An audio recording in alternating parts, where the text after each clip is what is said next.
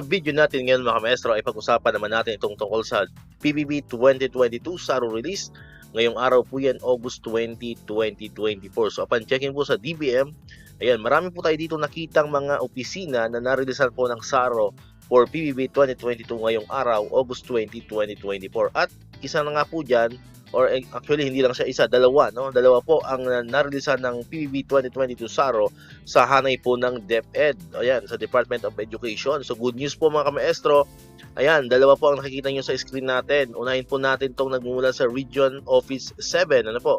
Ayan, nakalagay dyan, Department of Education, Regional Office 7, cover payment for fiscal year 2022, performance-based bonus, PBB of teaching and non-teaching personnel. Ayan, so congratulations po sa DepEd Region 7 mga kamaestro. At ang kalawa naman po, ayan, nanggagaling pa rin sa Department of Education. Ayan, Regional Office 1, no?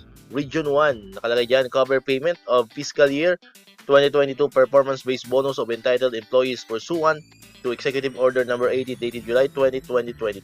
Ayan, so ang narilisan po ngayon ay ang RO7 at ang RO1. Ayan, kung tatandaan po ninyo sa mga nakaraang video natin ay nabanggit natin, based nga po kay Sir Benjo Basas ng TDC, na ang Region 1 nga po ay isa sa mga region na susunod na marireleasan ng SARO. Kasama po ang Region 3. Ayan, so hindi po nagkamali, no? Hindi po nagkamali ng announcement si Sir Benjo. So nauna na po ang Region 3 at ito naman po ang Region 1 ngayon. At may bonus pa, no, mga kamaestro, napasama pa ang Region 7. Okay, so aside po sa DepEd, aside sa DepEd na SARO, meron din dito mga ibang agency o ibang mga opisina na narilisan ng SARO ngayong araw, no, for PBB 2022.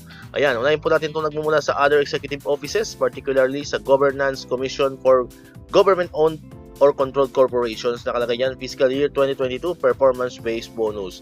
Next po, nagmumula naman sa NEDA, no, National Economic and Development Authority. Siyempre, sikat na sikat po yung NEDA, no, dahil dun sa 64 pesos na budget sa isang araw ng mga kamaestro.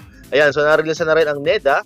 Ayan, particularly ang central office ng NEDA, nakalagay dyan, fiscal year 2022 performance-based bonus. Next po ay ang Department of Transportation or DOTR, particularly po sa opisina ng Civil Aeronautics Board, nakalagay dyan, fiscal year 2022 performance-based bonus of 97 qualified officials and employees.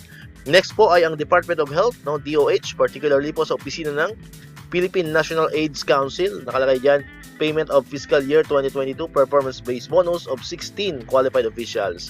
Next po ay nagmumula sa other executive offices o OEOs, particularly po sa Philippine Sports Commission, no, PSC, nakalagay dyan, requirement for the payment of fiscal year 2022 performance-based bonus of 106 qualified officials and employees. At ang pinakahuli po na narilisan po ng SARO for PBB 2022 ay nagmumula naman sa Department of Labor and Employment or DOLE, particularly po sa National Labor Commission or National Labor Relations Commission, Central Office, nakalagay dyan, requirement for the fiscal year 2021 performance-based bonus of 42 qualified officials and employees. Ayan, so far po, yan po yung mga narilisan po ng SARO for PBB 2022 ngayong araw, August 20, 2024. Ayan, so ulitin po natin sa mga kamaestro natin dyan na nag-aabang sa DepEd. Ayan, meron po tayo ditong dalawang region na narilisan po ng SARO for PBB 2022. Yan po ang Regional Office 7 at ang Regional Office 1 ng Department of Education. Ayan, so congratulations po muli sa lahat ng mga opisina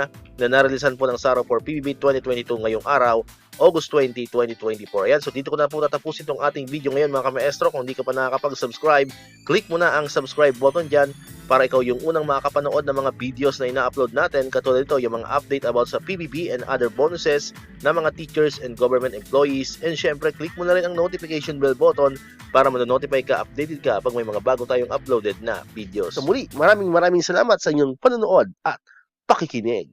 Once again, El Maestro, see you on my next vlog. Bye-bye!